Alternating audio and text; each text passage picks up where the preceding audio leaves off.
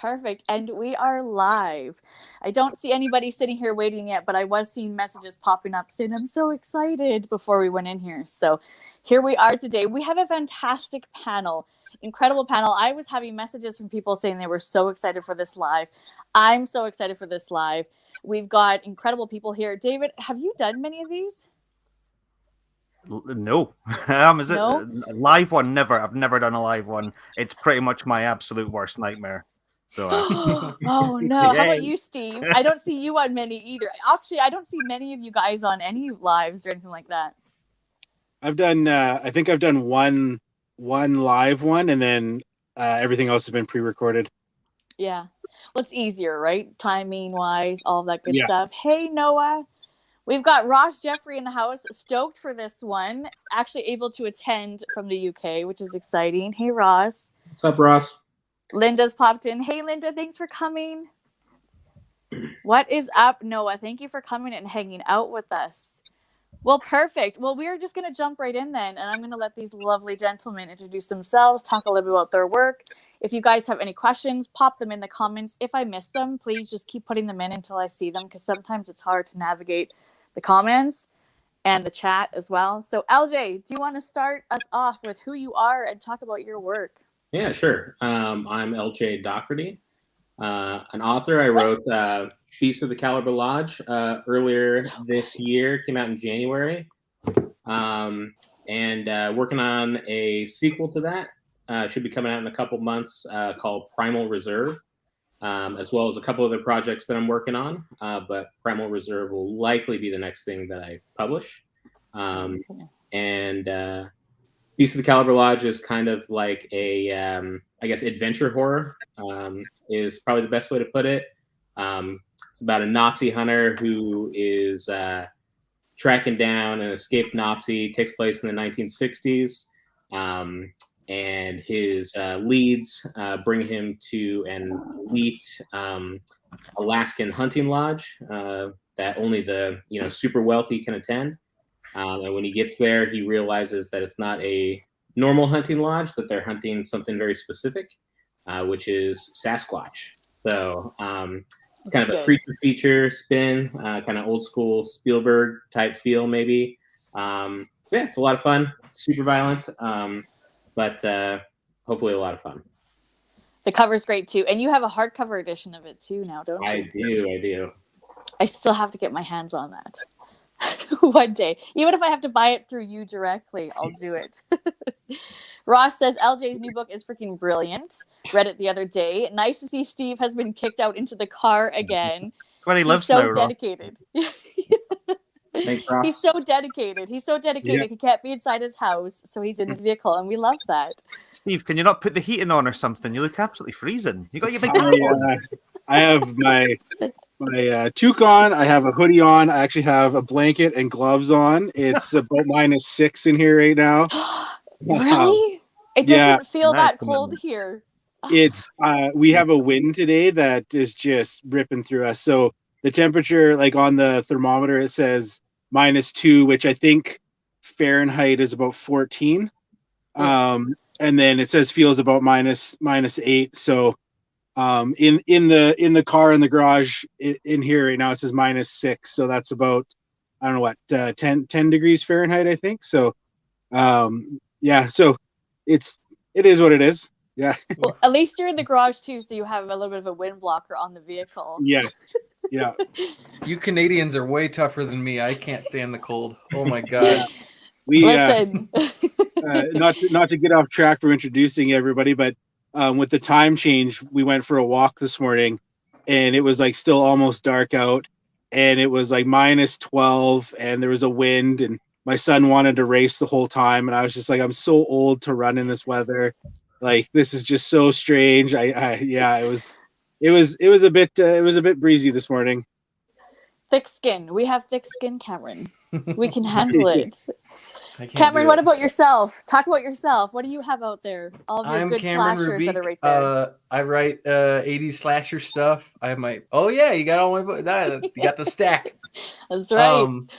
I write slasher books they are all set in the 80s. So there's Disco Death Trap, Golf Curse and the Kill River trilogy. That's all I have so far, and I'm working on the next one right now. So it's They're super all amazing.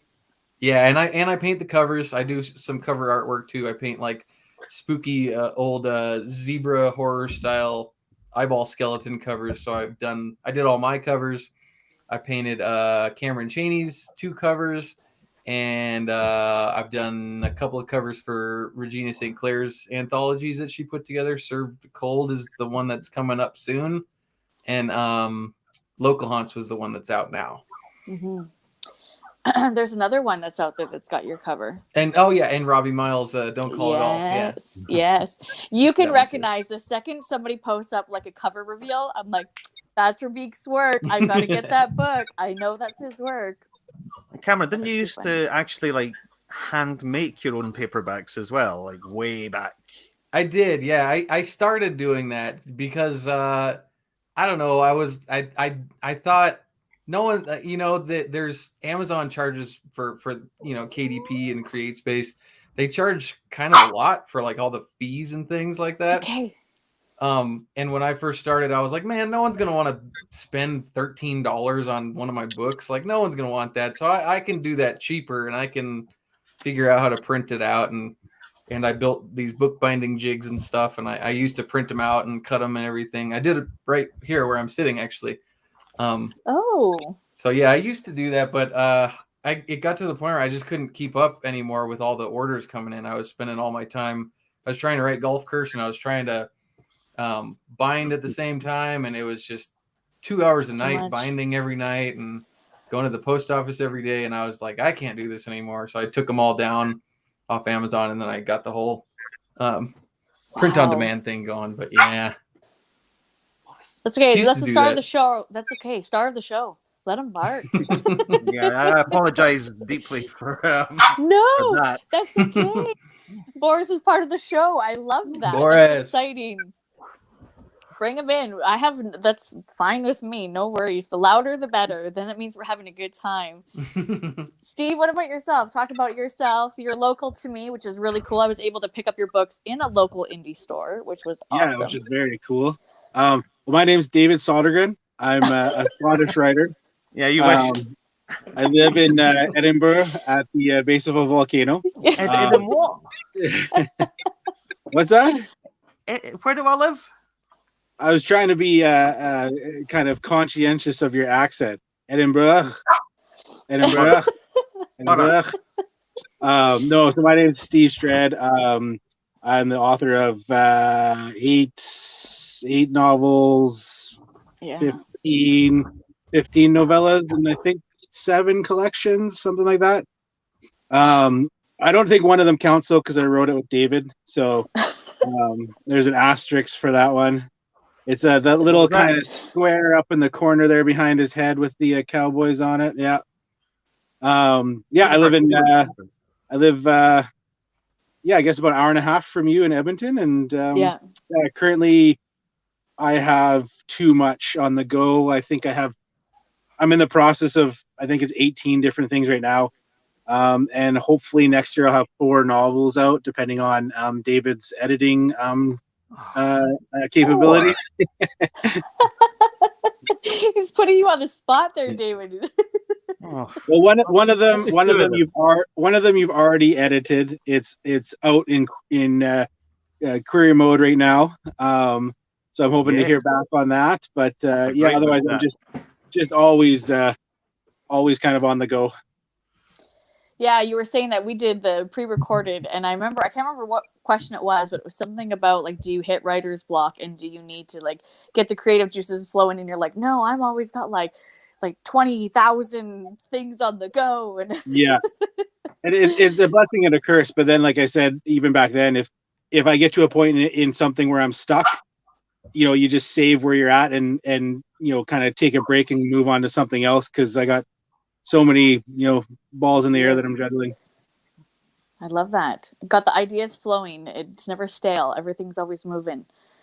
David, how about yourself? Do you want to introduce yourself to the wonderful people in the chat and talk about your work?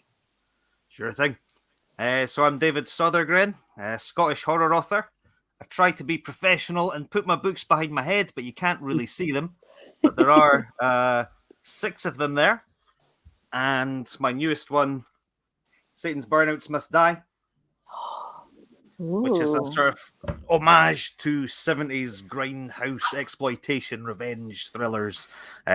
Super violent, very nasty. And that's coming out this month on the 25th.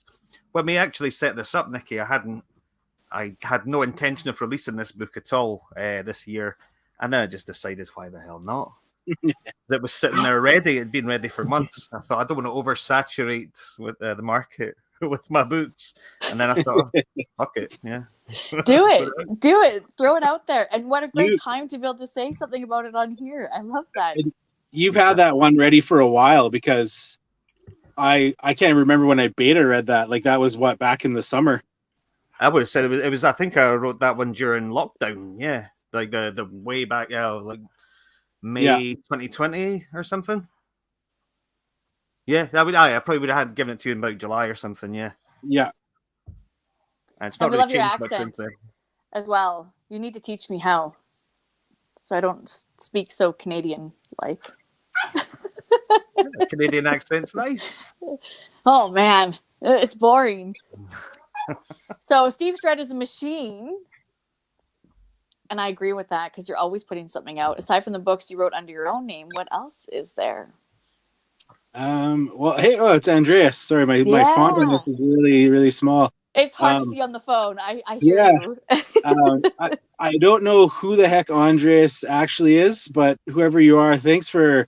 You're always. I see you retweeting and release day stuff for everybody, and it's fantastic. So whoever's Huge behind supporter. that computer screen, yes, thanks so much. Yeah. I'm assuming they mean like anthologies and stuff, because I don't have anything out. Like, I don't have a pseudonym. I do have some kid stuff that I never really discuss at all, because I mean, kid stuff's kind of far from what I normally do.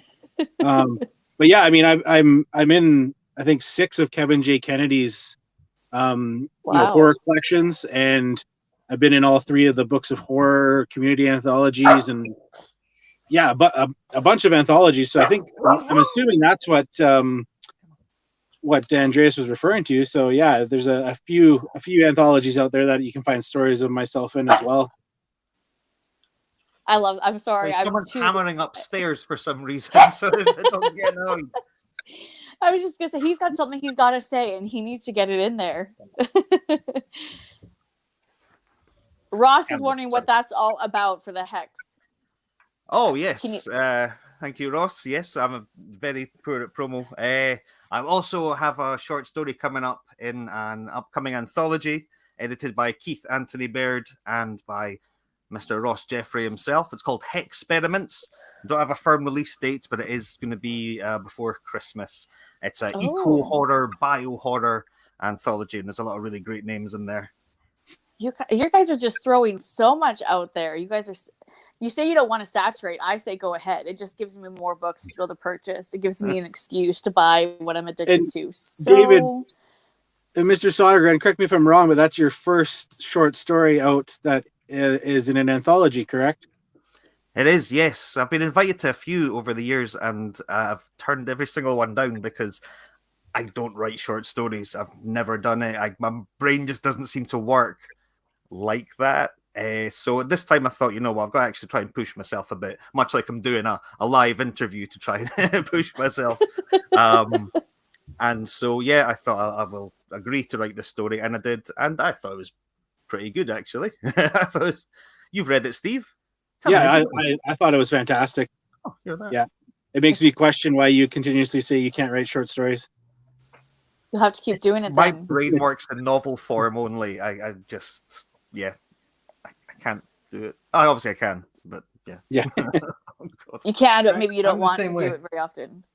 I'd love to. I think it's amazing. I'm very jealous of people that can just sit and write short stories. Like Steve's, that was the first stuff I read of yours, Steve, would have been, oh God, I don't know. What was the anthology of yours that I would have read first? Oh, my first, probably Frostbitten. That's it. Yeah. Did that have Headcase in it? Sure. Ever the professional. It was either, I can't remember if that was in that one or if that was in Left Hand Path. So Aye. Well, either way, I don't even know what I was saying, but yeah, short stories. Yay. Especially when you're in so much there. Thank you, Marcy, for coming and hanging out with us. Robert can't wait for all of this. I agree. It's peaked already, Robert. Sorry. Thanks for coming, Nat. David's story is great. It's kicking off the anthology. Oh, that's exciting. So you're right at the beginning. I know, it's the opening act. Hello. Let's hit the tone. Thank you for coming by. We've got LJ and Cameron here that are like super quiet. What's up here? What's happening? We're just listening. I'm familiar. I'm familiar with LJ and Cameron's your releases, but honestly, I can't. Like, have you both been in anthologies, or or is that something you're working towards?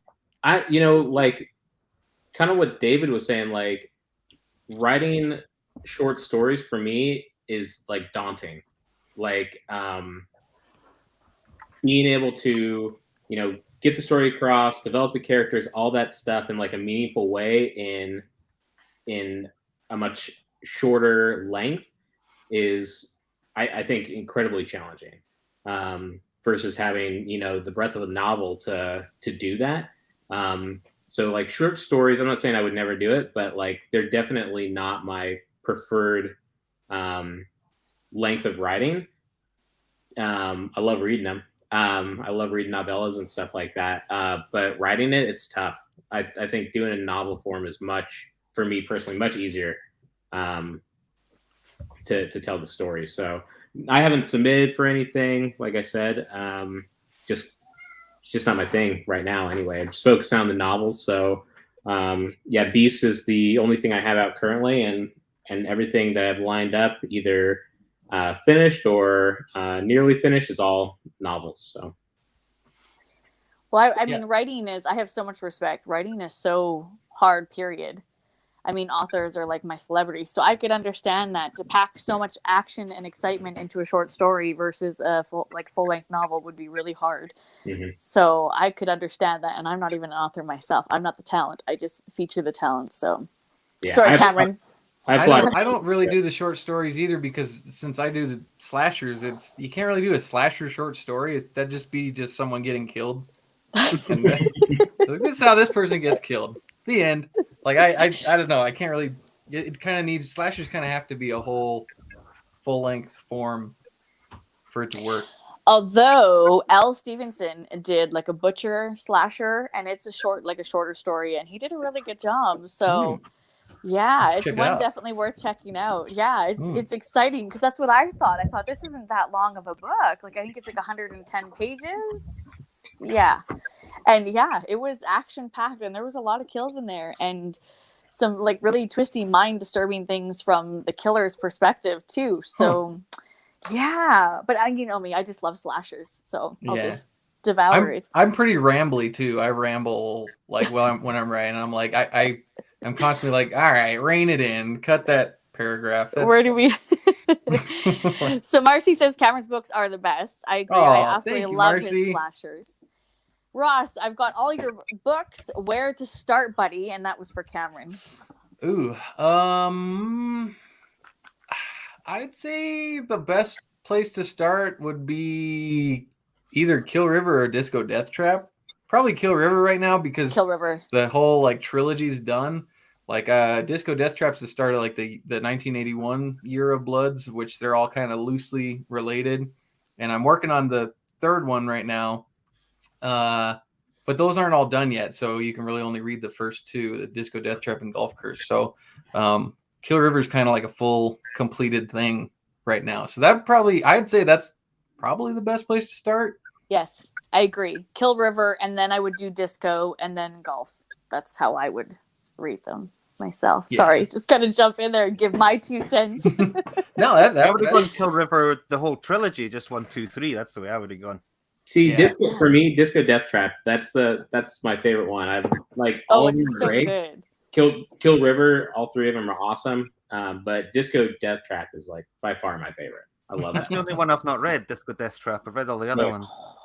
It's intense. It's intense.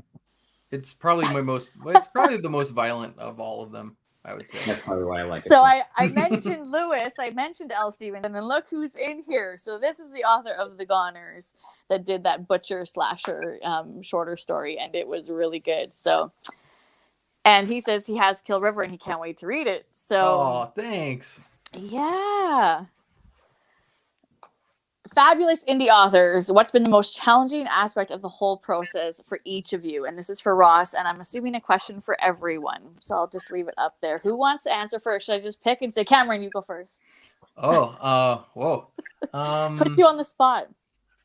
I think just kind of figuring out like the process and everything, just kind of because going into it, not knowing anything, not knowing how to format everything for KDP, not knowing when I first started and I got on Twitter and I had like 0 followers and I just had to kind of try to tell people, yeah, check out my stuff. And you're starting at the beginning where no one knows who you are. That's kind of the hardest. It was hard because I get self-conscious too. I don't want to, I feel weird tweeting, buy my stuff. And I can't, I do like one tweet and then I'm like, all right, I'm never going to talk about that again. talking about yourself. Yeah.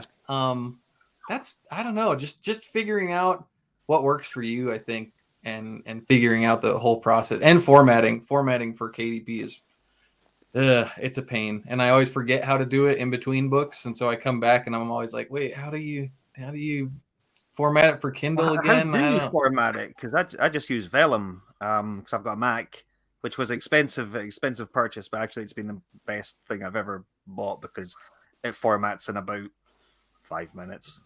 Really? It's really easy. You can then play around with it and make it look much better and stuff. But you could, in theory, output a very professional quality looking book in a few minutes. If you Oh. So it is a big outlay to begin with, but it's worth it. Quiet. I have to look into that. If you've got a Mac, I don't know if you can get it for a PC or whatever. Yeah, I don't have a Mac, not anymore. There is a way to do it. I know Duncan Ralston had told me about how to do it for Windows-based stuff, but you have to. It's convoluted. You need like an Apple account and Scrivener and a whole bunch of stuff. So that's interesting. That's nice to know, because I mean that's the thing that's kind of like sitting back watching authors again. So much respect. I mean, first you have to come up with the story, write the story, edit, format, cover art. Like I just mind-boggling. I wouldn't even know where to start. And there isn't really anything to help you, is what I found when I first started. Like you would look up, how to use KDP or something, and you would get blog posts from 2012 that are completely hopelessly out of date by that point, and you sort of try to parse the information that's useful out of that. People giving you conflicting advice. Yeah, it's very much a sort of just bungle your way through and see what happens. And there are mistakes do get made, but. Yeah, it's that whole thing. If there's some sort of guide for new authors how to use KDP and all that sort of stuff would be pretty helpful. But it would probably be out of date within weeks anyway. Mm-hmm. Yeah, absolutely. Who wants to go next? I just pick and say, Steve. What about you? Sure. I mean, probably for me, I think the most challenging thing has been just trying to do as much as I can with the limited time that I kind of, give myself to do it, because I have a contained amount of time that I write in. So if I was able to go out of that, I think I could actually write more.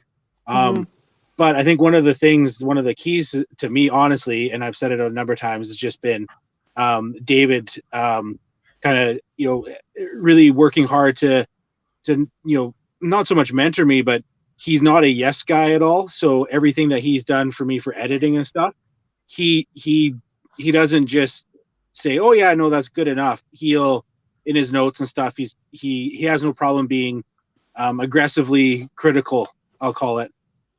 Are you calling me an asshole? Oh no. Sure, yeah. yeah, cool. But no, that's been good because previous to connecting with David, I think I had a few kind of yes people around me who, as an example, my one collection, Left Hand Path, I thought it had been edited pretty well, and I'm not edited capable, and it was just edited so poorly, and I got a ton of just negativity right off the bat when that came out. And it's kind of a kick to your stomach when you're proud of these stories, and then right away people are like, oh, like obviously this is self-edited, and I was like, but it wasn't. Like, I paid somebody to edit this, and so ever since then it's been good having kind of David just be like, I'll edit it so you don't suck, and what I say goes, and so that I No think working if you on it. find if you find those people, they're the ones who really help you. Keep them on your team. Don't let them go. Yeah. Yeah, Even absolutely. when they really grind your gears, you're like, no, he's my friend. He edits my stuff. Oh, friends too. Is that dangerous to do business? Mix it with friends? I wouldn't call us friends. Yeah, no. Casual There goes acquaintance. David's in there. Yeah, no, sorry, buddy. LJ and I have known each other since we were like 6 years old, and Yeah. we read each other's books. And I think we're pretty tough on each other. We Yeah, and like Cameron's usually the first person I send it to. Like as soon as I finish like my first draft, right, and I've gone through it. yeah, same here.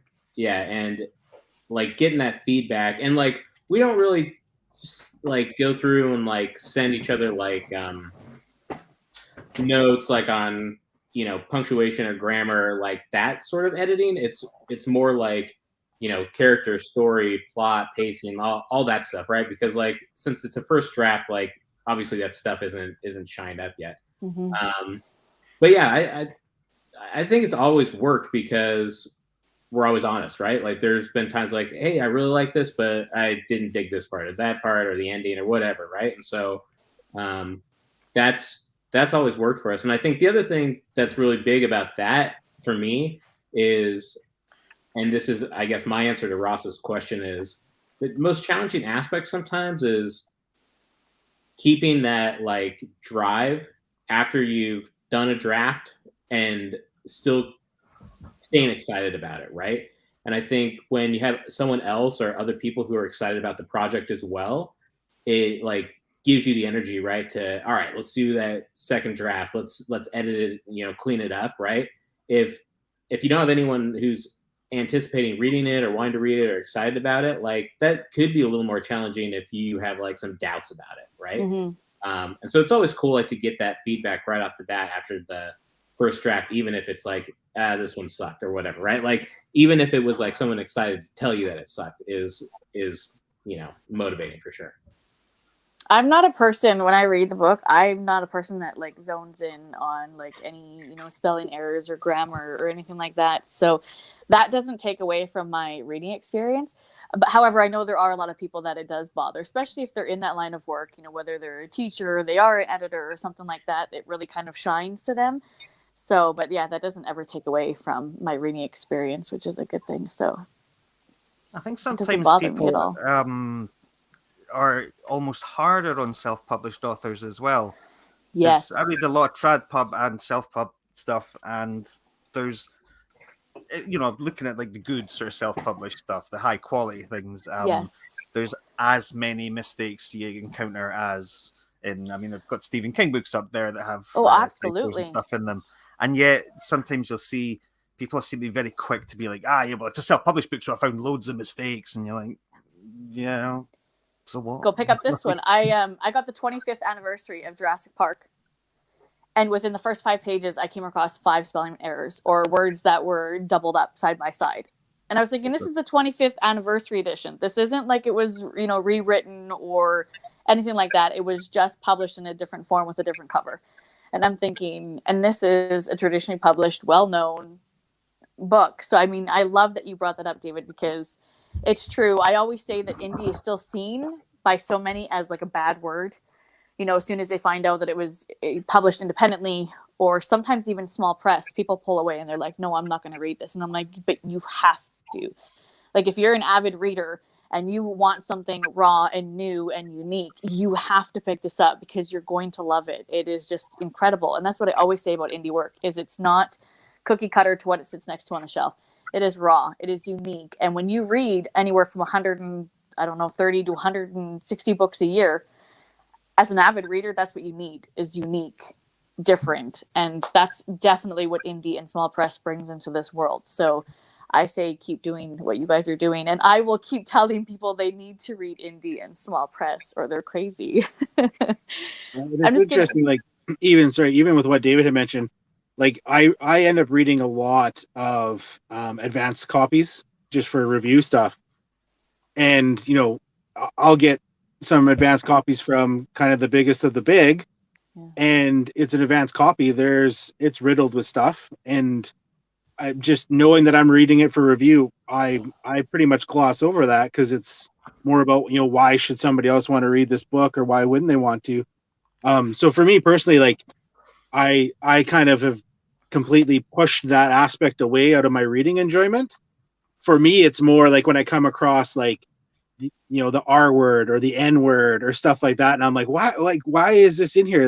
It'll completely take my enjoyment out. So for me personally, it's more kind of random stuff that gets thrown in that'll really kind of, let's say, knock a star off.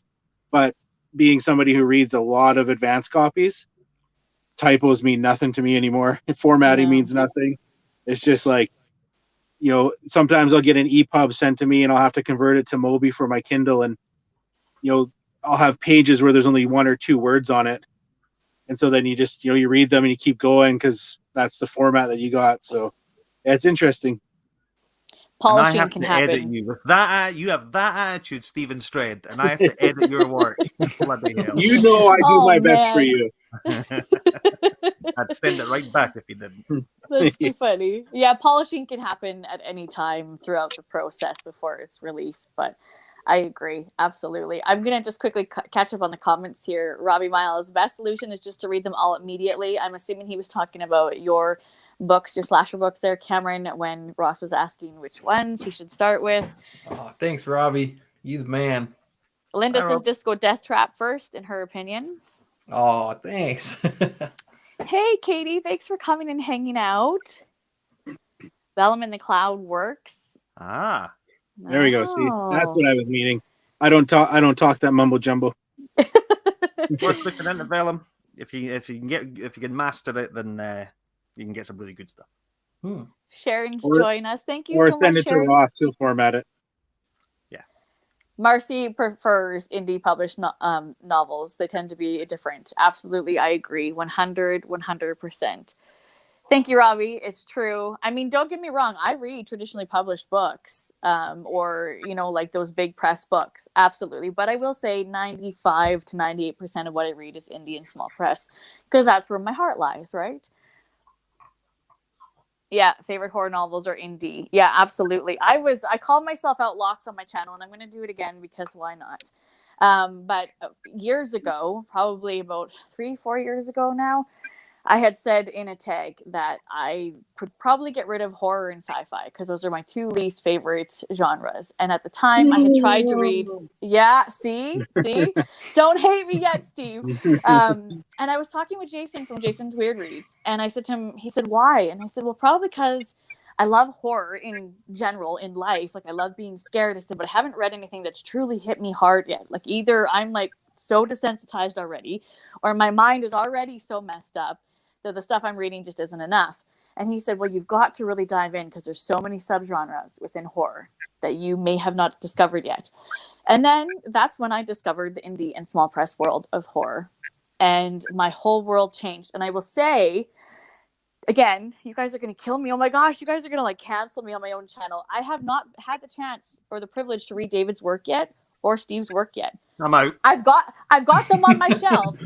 I've got them on my shelf. I promise. However, David was one of the first authors that was suggested to me alongside Chad Lutsky when I was kind of like, hey, where do I start? Like, where do I really dive in? And yeah, David was one of the first people. So you've been on my list for a long time, David. I'm sorry. Don't hate me. My reviewing list is just absolutely... When this episode is done, go read The Forbidden Island from David. You got to read Maggie's Grave. Maggie's Grave is my favorite. Oh my god. Yeah, Good. I think Maggie's Grave, and I go back and forth with Maggie's Grave and Dead Girl Blues. But I think I read Dead Girl Blues first, so maybe that's one of the reasons I love it, like more than the other ones. But yeah, Dead Girl Blues, Maggie's Grave, and Yeah, The Perfect Stranger, or the Perfect Victim. Sorry, this one, awesome, right? Like I couldn't put that one down, and Laurel, hey. I would say that's number 3 for me right now. She says hi, Maggie's grave. Maggie's Grave. So good. So I don't know if any of you ever knew this, Nichi. but David at one time was going to surprise release Maggie's Grave for a Halloween quick novella, I don't remember then- this. and then you changed your mind. I can find the DMs that we had, but I remember you had written it, and then you were like, yeah, like you just like, so many people have stuff come out in October. I can't do it. I need to make sure it's good. And I think it was a whole year before you ended up releasing it. This, if you say so.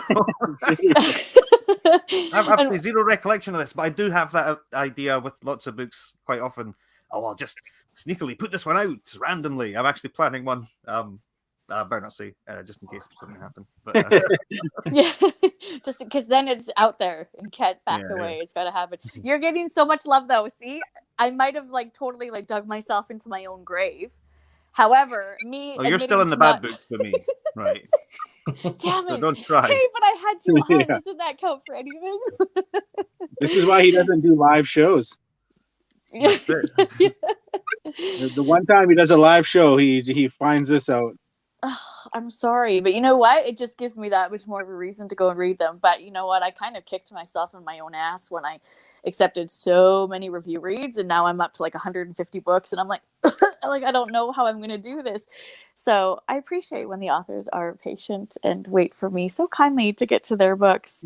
But I still buy them and I still support them, even though I know I won't get to them for a while. They still sit on my shelves and wait because they don't go bad, right? They don't expire. So let's see if I can catch up here. Marcy still needs to read Maggie's Grave. Oh, maybe it's a good excuse for a buddy read, Marcy. Get It's me totally going on worth that. it. Right? Forgotten Island was everything to me from Robbie. I like this part of the show. This is good. Yeah. Sharon says, oh, she owns Maggie's Grave. Again, maybe a good reason for a buddy read. Forgotten Island was my first, David. It started the love affair. And that's the one that was suggested to me right at the beginning was you need to read Forgotten Island. Come here. Laurel, she said, I got to go back up to your first one. Maggie's Grave is what Laurel said. And then she said it lives rent-free in her head. Laurel blurbed Maggie's Grave, didn't you, for me? Thank you very much. You can say it almost in person. Marcy, I'm so glad that we are not the only ones. I know that everyone's in the same boat, not even just reviewers, but authors yourselves. You guys have huge amounts of books to read, to review, to get your thoughts out on. I was so excited when, I shouldn't say excited, but the silver lining when the schools closed and the daycares closed and I had to be home for 6 months. I thought, this is great. I could get so much more reading in. And there were so many indie authors coming and saying, hey, listen, this is my time to shine because all the big publishing companies aren't sending out reviews right now.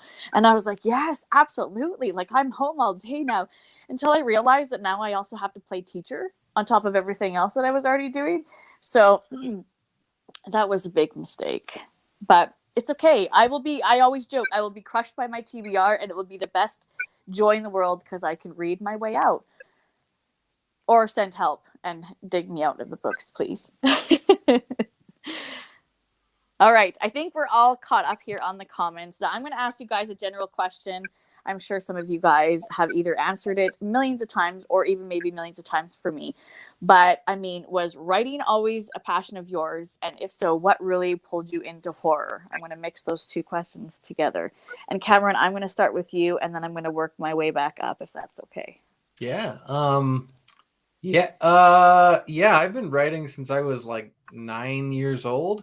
And I've always been obsessed with horror, as long as I can remember. I think my earliest memories even are spooky dreams that I had.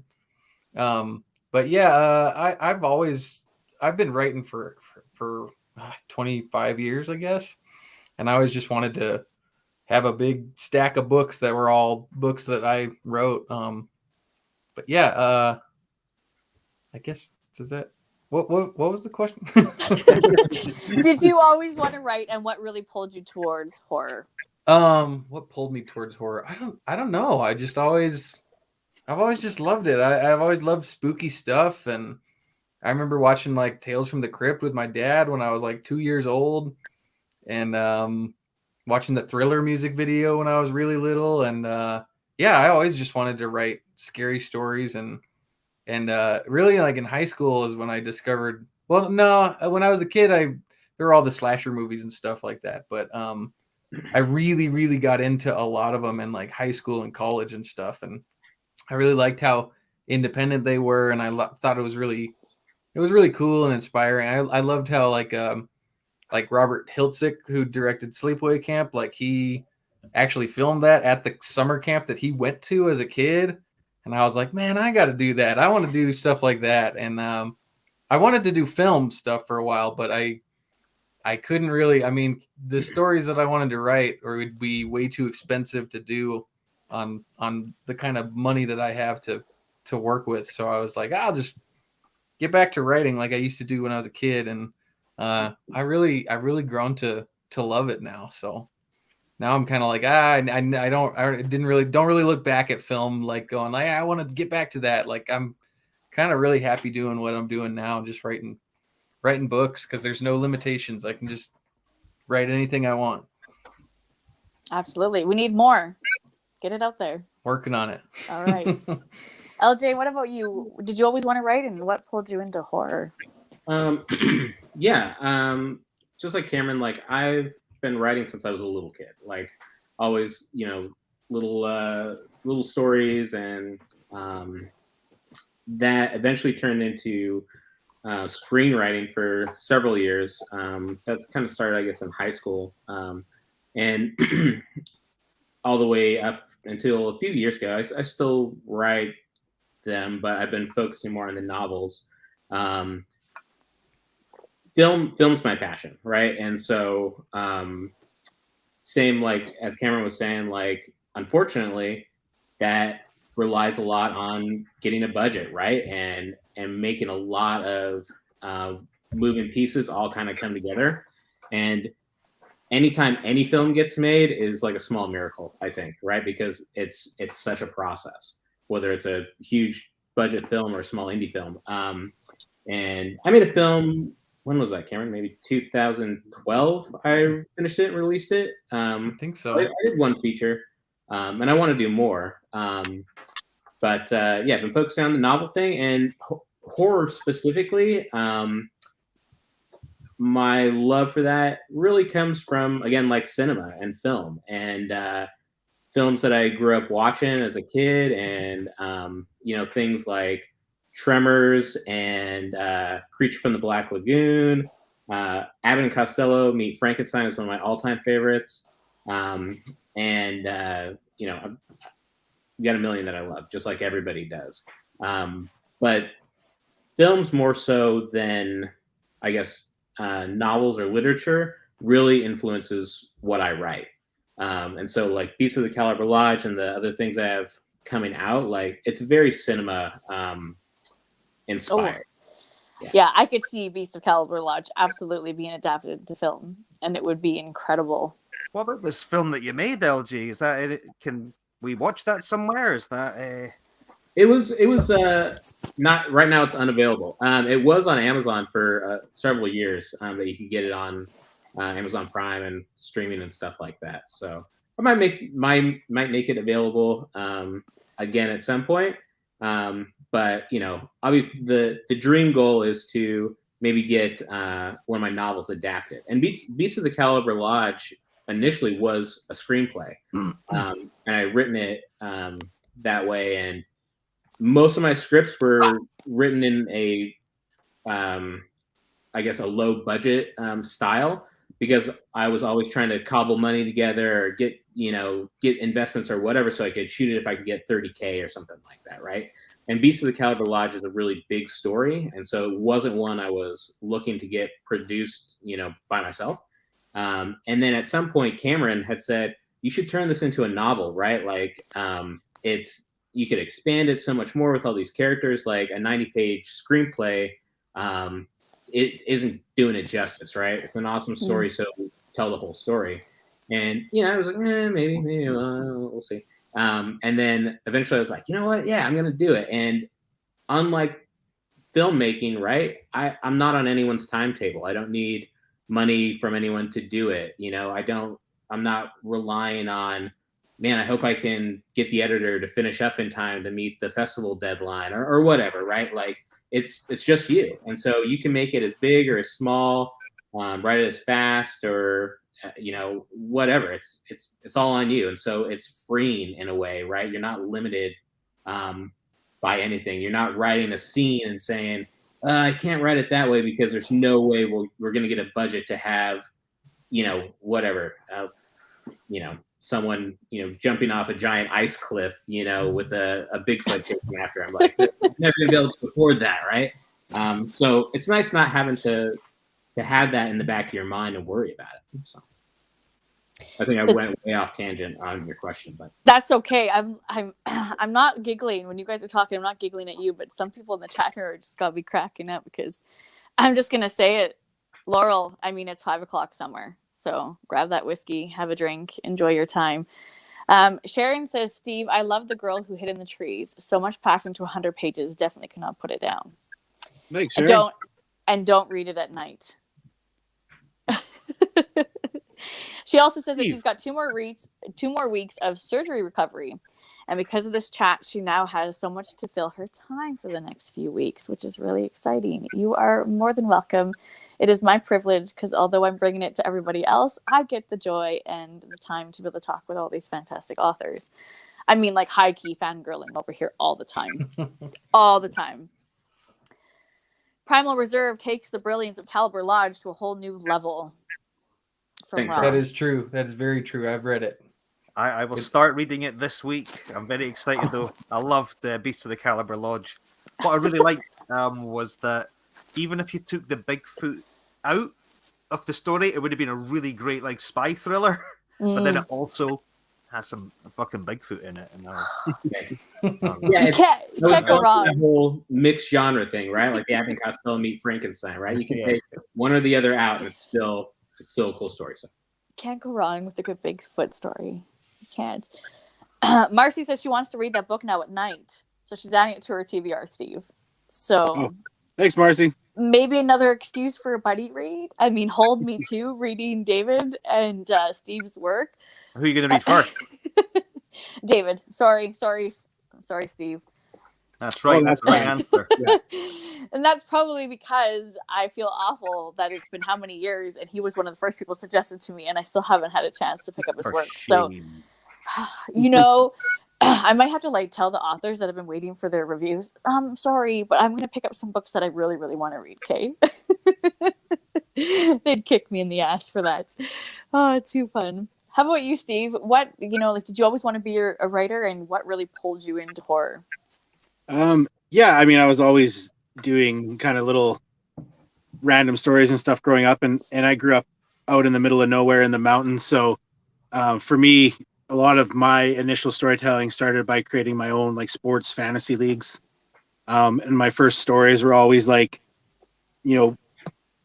brothers who get onto the same hockey team and they try to win the cup and stuff like that. And it was me, kind of reenacting it out in the backyard and stuff like that. So that's where I kind of started. And then from there, it kind of progressed into writing darker stuff. And it was really the Hardy Boys, I think, that got me into more of the kind of, tension-filled kind of reads. And then from there, my neighbor introduced me to Stephen King. So that kind of really, really kind of kicked me in the butt for reading dark stuff. But for me, for writing, it wasn't until my athletic career wound down and I kind of needed something else to fill that void that I really kind of dove into it. Because my first novel, I think it took me almost a decade to write, just from different starts and stops and everything like that. So it just got to that point where I was like, I need to fill that void of chasing a passion, and this seems like the perfect time, and just kind of ran with it. Well, and it kind of works a little bit better with family life too, I would assume. Absolutely. I mean, not that you get much time to write or that time to focus, but maybe, like winding down and being home a little bit more, working it into your family and work schedule kind of thing. Yep. Yeah, it definitely flows. Absolutely. Marcy, I agree. I'm there for it. Buddy reads all around. It holds me to reading them. So if you're up for it, I'm definitely down. And Sharon, absolutely. I'm sure Marcy would agree with me. We would love to have you as part of the Buddy Read. Forget it. Maybe we just need to start up like a I don't know, a book club or something. And we have to make a point of reading all of the authors that I have on my channel and discussing I just bought Steve's Incarnate. I was just about to start that. Oh, thank you. Ooh. Thank you. I love period horror, and I saw that it was set in 1976, and I was like, oh my god, that sounds amazing. I think I know I have the 3 Kill Creeks, but I haven't got to the first one yet because David for a long time was telling me I need to read it, and it's just one of those ones, where your TBR is so massive that I haven't got to yours yet. I haven't got to LJ's yet, but I have them both sitting there. Steve gets it. Yeah. I've read everyone here. Hey, you haven't read me. You haven't read me. Didn't you know that I'm like the best indie horror author ever, David? You haven't read my work. Oh, yeah. No, yeah, sure. Yeah, no, I've read it many times, your work. All right. Oh, man. Thank you. I don't see any reviews yet. It's DNF, sorry. Yeah. Oh, there's... We lost Nikki. She said it. Well, while we're waiting, Cameron, listen, I need to know what you thought of Halloween Kills. I actually haven't seen it. What? I was not a fan of the 2018 one, so I kind of just was like, nah, I'm good. Really good. That was the best time. That was the best time for a StreamYard to decide to kick me out, when it was like I was actually offended by what he said. That's too funny. Steve's stuff is wicked, prolific, and talented from Laurel. Oh, thank you, Laurel. Laurel's stuff is fantastic. And where's our troublemaker comment? Because that made me giggle, but now I can't find it. Look at this group of troublemakers. Aye, says that rascal. Aye.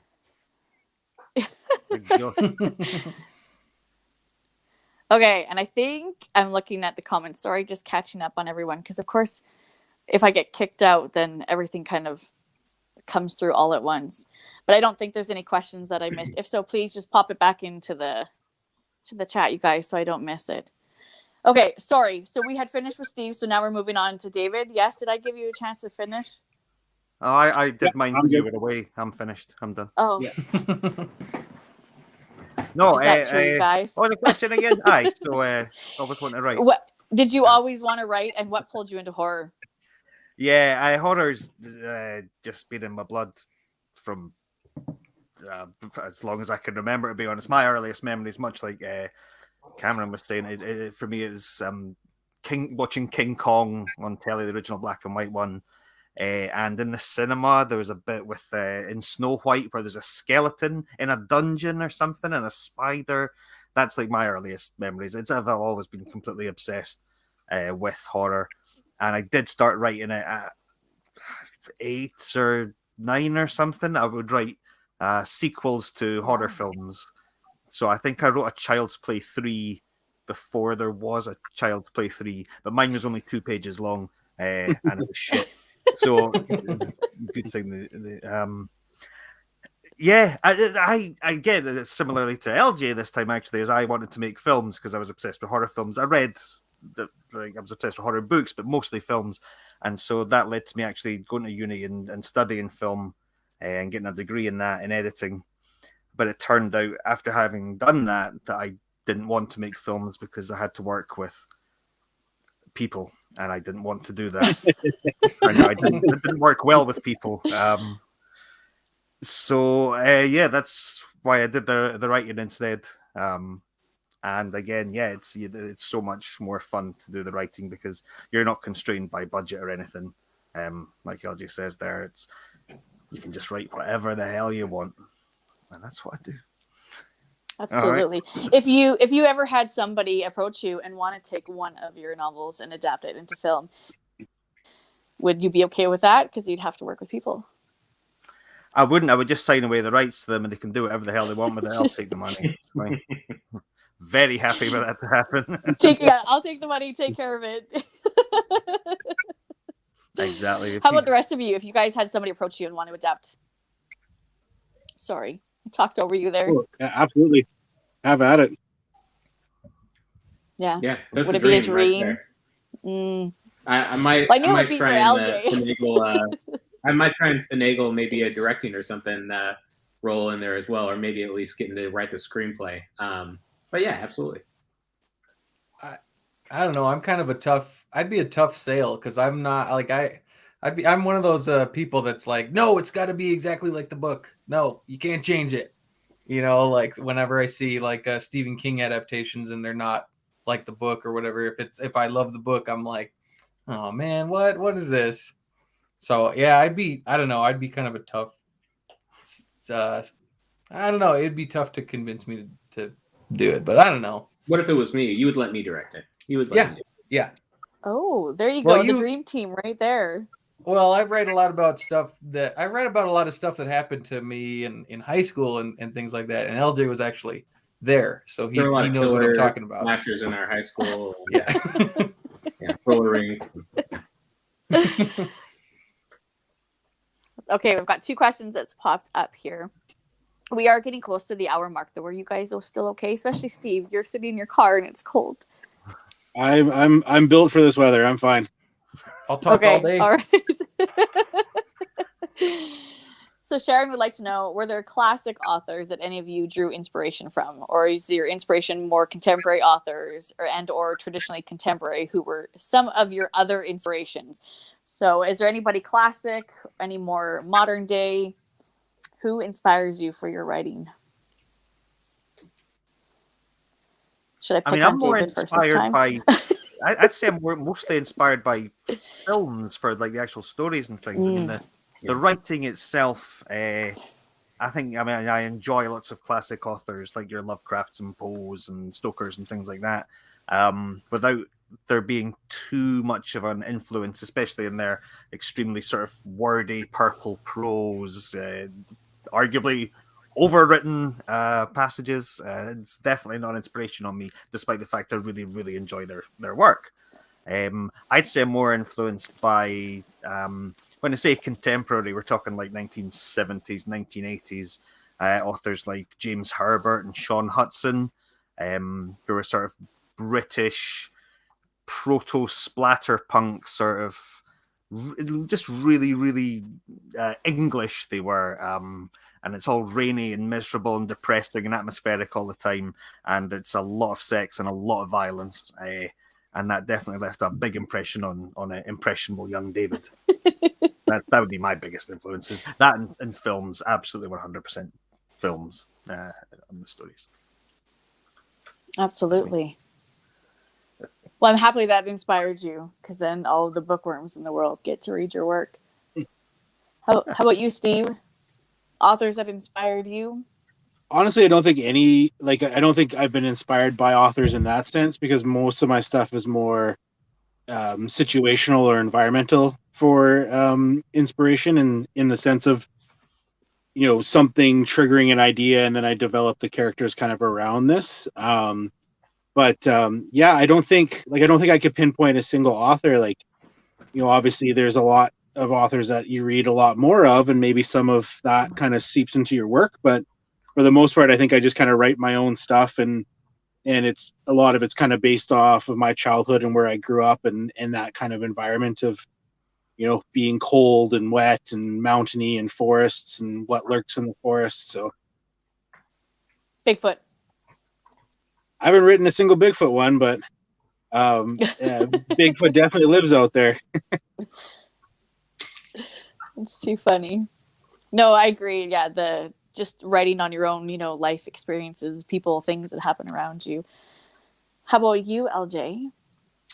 Yeah, like I said before, my inspiration's all cinema and film, I would say. My favorite book of all time is Blood Meridian, but I don't think my writing is like Cormac McCarthy's in any fashion, right? Like, it's probably polar opposite. So even though like I love his writing, for example, not all of it, but I love that book. It's not, I wouldn't say it's inspirational to my writing style or what I write. So yeah, like just like David said and what I said earlier, like it's mostly film and where I'm getting that inspiration from. Yeah. Do you read a lot of like spy fiction or anything like even Yeah, like that? yeah. I mean, when I was after I had written maybe the first draft, I guess, of Beasts of the Caliber Lodge, Cameron and I were talking. And it was like, you know, your style is very similar in some respects to Ian Fleming. And at that point, I hadn't read any of the Ian Fleming novels. I'd seen all the movies and stuff like that. And then I started reading them, and I've read several of them since. But it for sure has some similarities. I guess like definitely not writing style, but maybe plot elements and stuff like that. Like Michael Crichton, I guess would be a big literary inspiration. But again, honestly, like more so like the film adaptations of his work, not necessarily like his writing, right? Like his stuff is very tech heavy and like really descriptive. It's like Tom Clancy, right? In that same respect, it's like, how many pages are we going to spend describing this model of a helicopter, right? Like, How about you, Cameron? Yeah, I mean, I'm a massive Stephen King fan. These are all my Stephen King hardcovers behind me, and so I've always been kind of obsessed with Stephen King, and I'd say my favorite novel of all time is It, and I love how it paints such a picture of like 1950s, and that I would read that book and I'd go, man, I wish like the whole book was 1950s, or I wish he would write more stuff in the 50s. And that's kind of why I write all my books set in the 80s, is because I don't know, I like painting a picture of like the time period. I like that a lot. But I love like really epic stories with a bunch of characters and the things that are all connected. Like I like Ian Fleming stuff. I've read all the old Bond books, by Ian Fleming, which I think they're really cool. Like from a storytelling standpoint, they're really cool. They're really creative, and like he drew on a lot of real life stuff. I think almost Ian Fleming, like just his real life stories, just the things that happened to him are crazy. If you ever look into him, he led a crazy life. But I love like Ian Fleming stuff. I love Stan Lee in the Marvel comics, and on the other side, I love a lot of the DC comics that like Gardner Fox did in the '60s, and those '60s Silver Age comics like inspire me a lot too. Like I just love the like how big and grandiose like the characters and like the weird like concepts and the weird villains and things like that are, and I try to do similar style like that with my books. I try to make them big, and I try to make them feel big and epic. I just like that.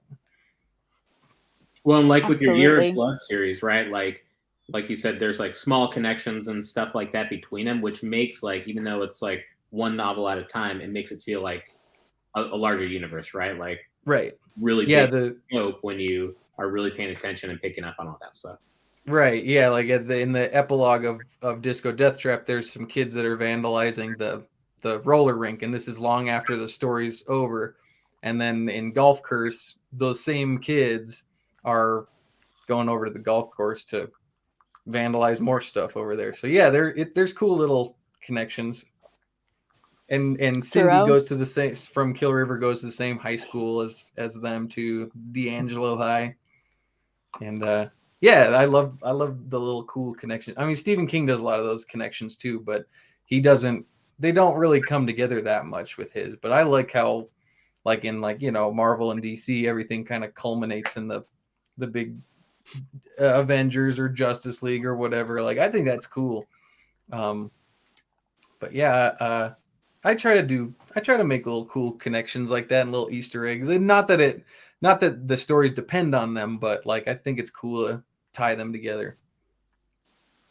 Absolutely. And I agree. And it kind of leaves it interactive, but it would be hard too to remember to be able to place those things while you're moving on to your next piece. Before I move on to Mr. Morningstar, he's got a question here. Thank you for coming and hanging out with us, Mr. Morningstar. I wanted to ask, how about fellow indie authors? Do they inspire you guys? Because when I'm looking through Twitter or Instagram, I always see you guys supporting each other, retweeting. Somebody will say something and then somebody will reply, like, oh, that gave me a great idea. Or, you know what, now I know how I want to finish this piece that I was working on. Do you find that your guys's, work helps inspire each other at all?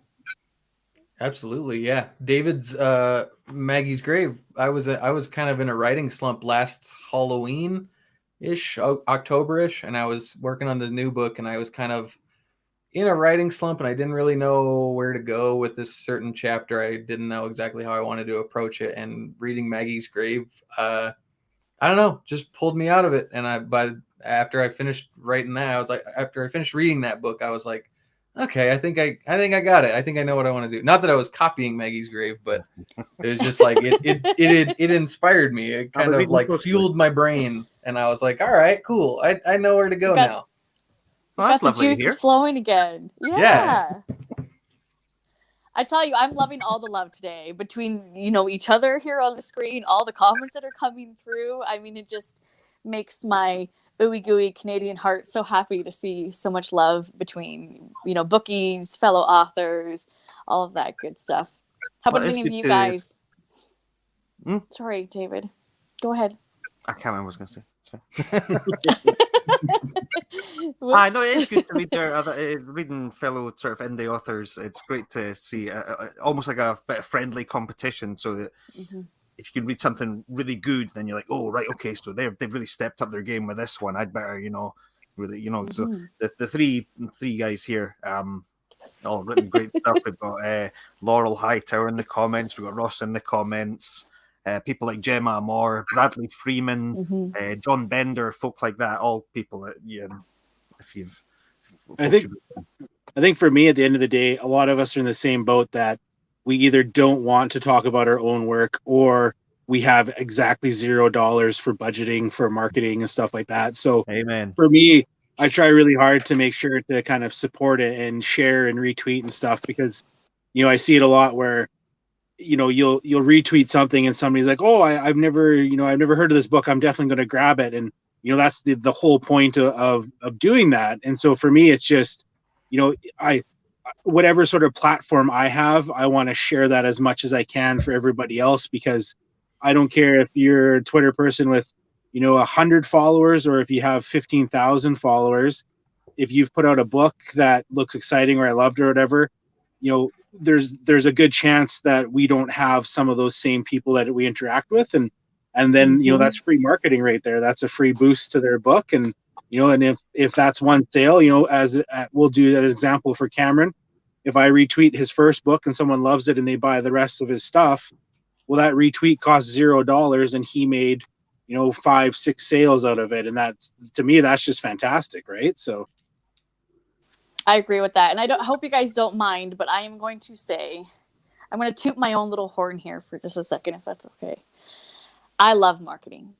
I love it. Love it. Over anything else in the world, aside from my kids, I love marketing. And I wish I could do it full time. Now, I may not have the same reach as a marketing company, but I've got ideas. I have reviewed for traditionally published Canada, HarperCollins Canada, Simon Schuster, Thomas and Ellen. I have reviewed for small press and for authors directly. So I've kind of mixed and combined all of the different ways that they would use to market their authors or books that were coming out, all that good stuff. I've come up with my own ideas. I do sit down and have meetings over like Discord or Zoom with authors to try to come up with marketing ideas. And if they don't know how to go about it, I will help them implement that. I do it for free. So if anybody's ever looking for marketing, I'm not saying I have the same reach as a marketing company does, but I have ideas and I'm willing to try them. Even if they flop, you don't know until you try. I've also will put out a huge shout out. I can't name everybody because there's a group of about 20 plus people, but I did recently put out a group of people for announcements for authors, whether it's a cover reveal, whether it's a release day announcement, what have you. I've got 20 or so plus people that I will reach out to with an email and say, hey, we've got a new one, you guys. Here's the information. Don't release the, cover till this day, this time. All of the information that I gather from the author, and we will just spam, absolutely attack social media that day for the announcement to try to get as many wide viewers and get it on people's radar as we possibly can.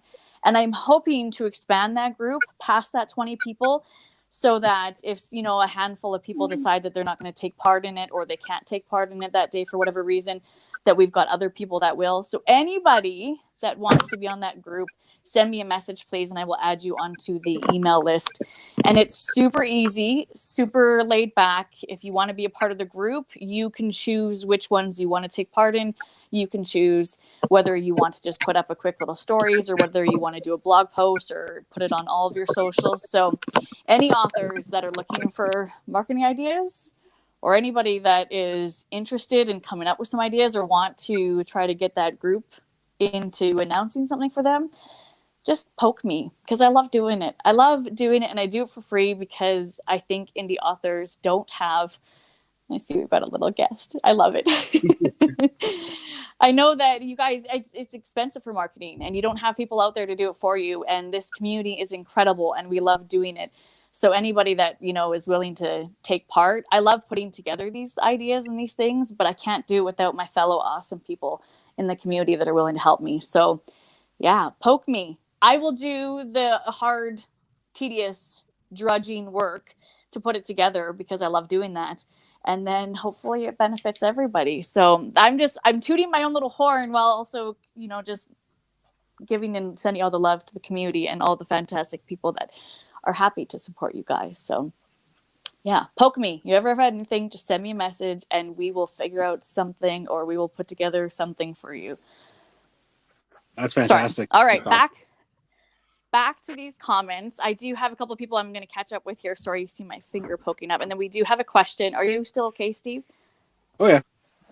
Okay. I got to try not to swear while there's children present now. Oh, he's heard some words. Yeah. Oh man, that's too funny. We have some hellos too. Okay, Marcy, Sharon, send me a message and I will get you on to that list. Yeah, Sharon says we love marketing. Absolutely. Okay, you guys, I was tooting my own little horn, but I wasn't expecting you guys to make me blush. Thank you. Hey, Oren. Whoa. Godzilla. Yeah, I think you got to Okay. go to Ross's question there at the end. That might be the most important Yes. one. I saw that one pop up, but I don't want to ignore Mr. Morningstar because Mr. Morningstar is such a fantastic supporter and is always here. I would like to know, those of you who wrote at a young age, did you ever revisit a premise you wrote in your youth and gone back to as an adult to expand it more mature and sophisticated story? Any gems that you have maybe waiting? I see the gears going. No, I haven't. 'Cause all of the stuff I wrote so far back then was all, like I said, like, hockey and baseball and football stuff, and that's just so far out of from what I write that I haven't revisited any of that.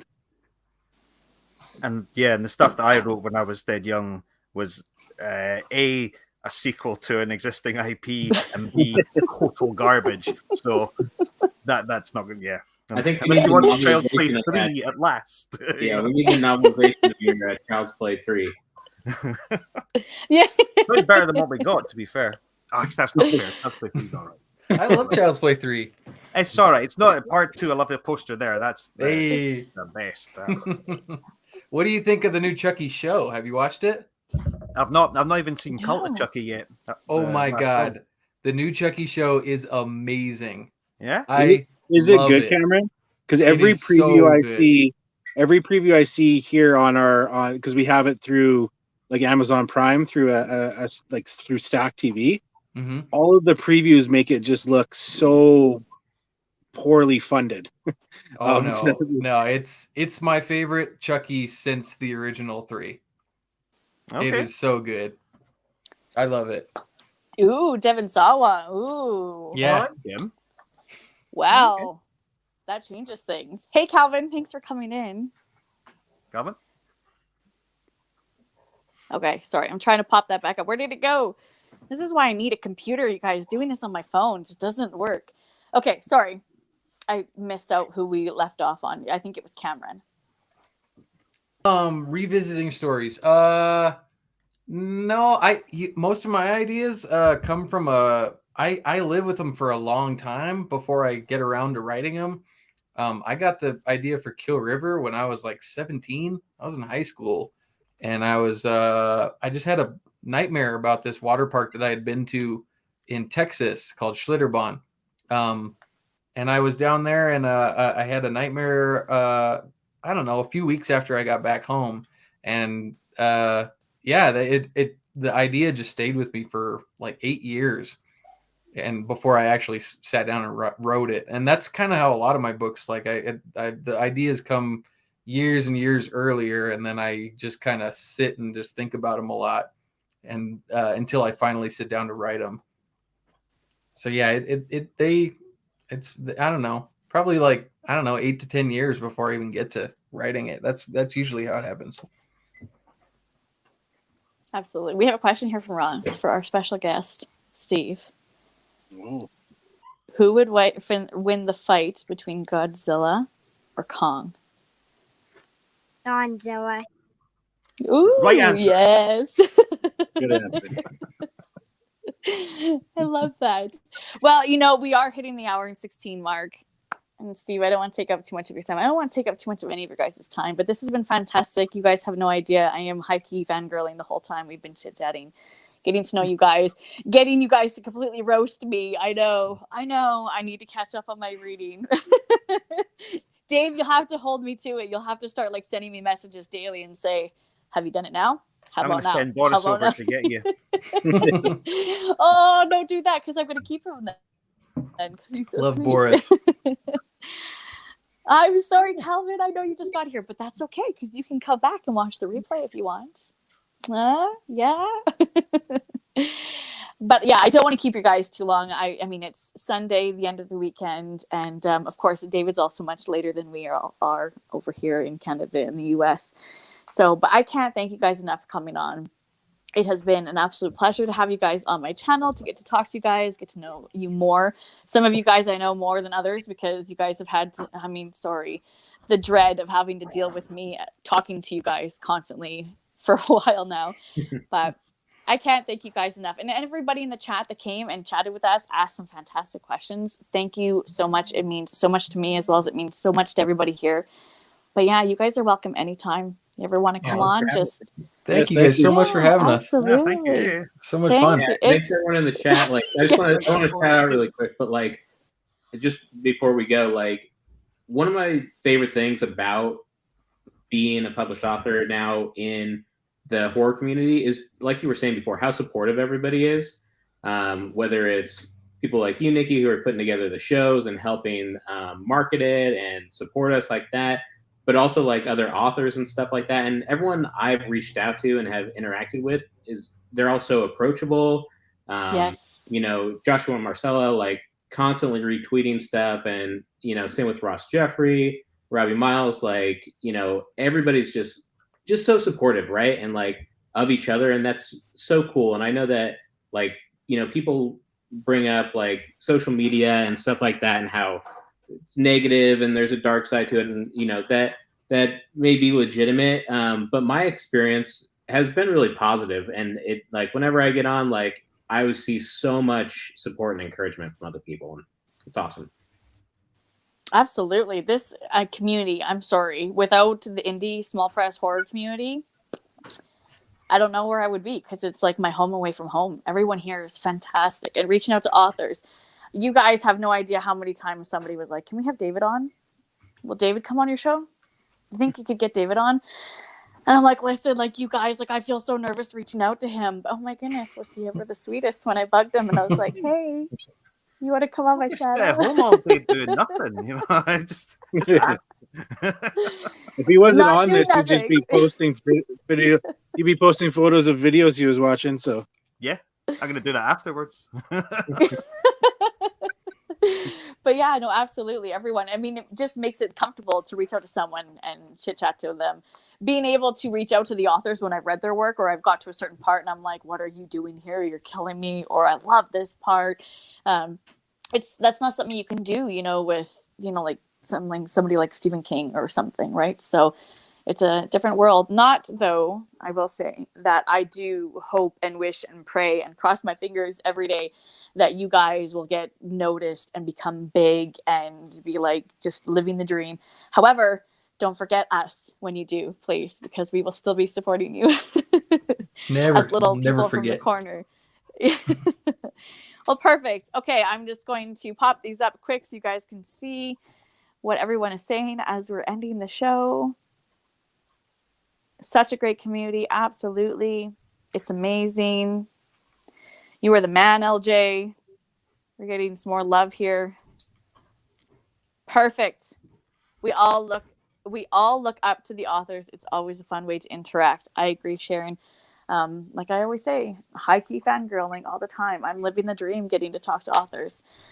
All right. I will let you guys all go. Again, typical Canadian. Thank you so much for coming on my channel. It means everything to me. And everyone in the chat, thank you. If you missed some of it, comment back and check out the replay. I will be hopping off here and I'll be going and putting everyone's socials in the description. So if you're not following David, Steve, LJ, or Cameron on their socials, you haven't read any of their work or don't have any of their work on your shelves waiting to go, make sure you go and pick some of it up.